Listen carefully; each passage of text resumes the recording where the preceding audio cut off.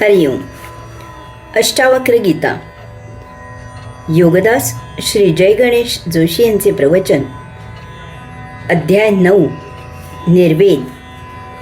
श्लोक क्रमांक 1. अष्टावक्र उवाच. कृताकृते च द्वन्द्वानि कदा शान्तानि कस्य वा एवै ज्ञात्वेह निर्वेदात् भवत्याग परोव्रती. भावार्थ.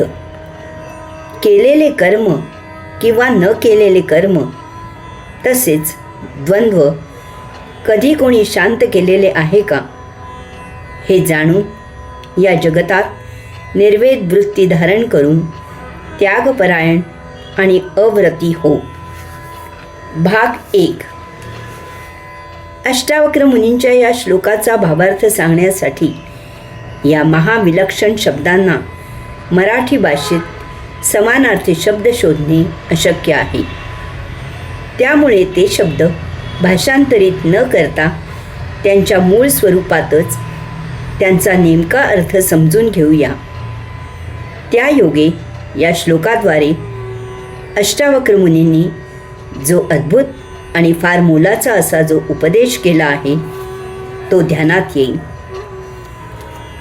केलेले कर्म किंवा न केलेले कर्म. अष्टावक्र मुनी सांगतात की केलेले कर्म किंवा न केलेले कर्म कधीही शांत होत नाही. या दोन्हीमुळे भोग निर्माण होतात, ते संचितही होतात आणि ते आपल्याला उपभोगूनच शांत करावे लागतात.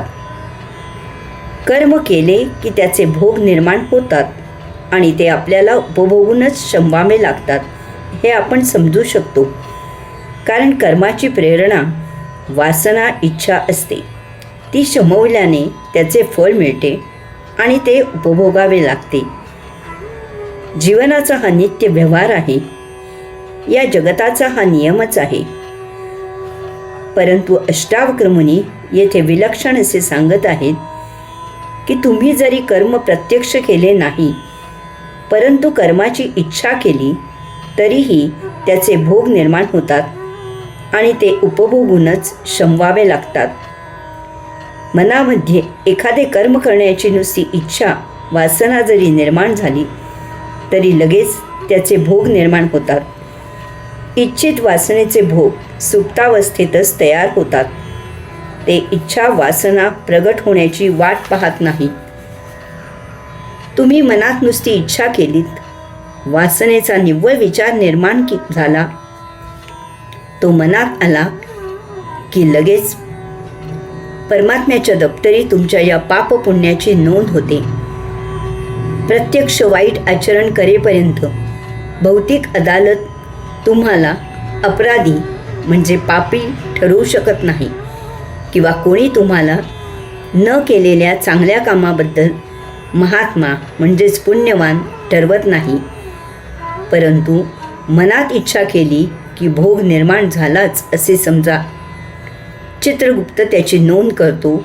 या जन्मी तुम्ही ती शमवली नाहीत तर हे भोग संचित होतात आणि पुढील जन्मी ते शमवण्यासाठी देहत्यागासमयी ते आत्म्याला लटकतात. पापी विचार असोत किंवा पुण्यवान विचार असोत, तुमचे मन निर्मल राहत नाही. त्यामुळे त्याचे भोग चांगले किंवा वाईट कसेही असोत निर्माण होतात. इच्छा वासना आणि त्यामुळे कर्मभोग सतत सुरूच असतात. ते कधीही तृप्त होत नसतात. म्हणून अष्टावक्र मुनी सांगतात की केलेले कर्म किंवा न केलेले कर्म यामुळे निर्माण होणारे भोग शमत नाहीत. ते संचित होतात आणि मृत्यूसमयी अंतरात्म्याला झाकोळून तुम्हाला न संपणाऱ्या जन्ममृत्यूच्या फेऱ्यात अडकवितात.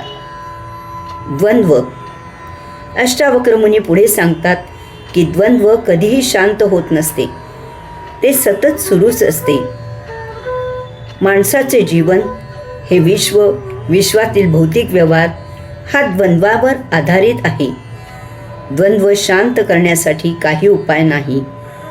द्वंद्व शांत झाले तर विश्वातील भौतिक व्यवहार ठप्प होतील.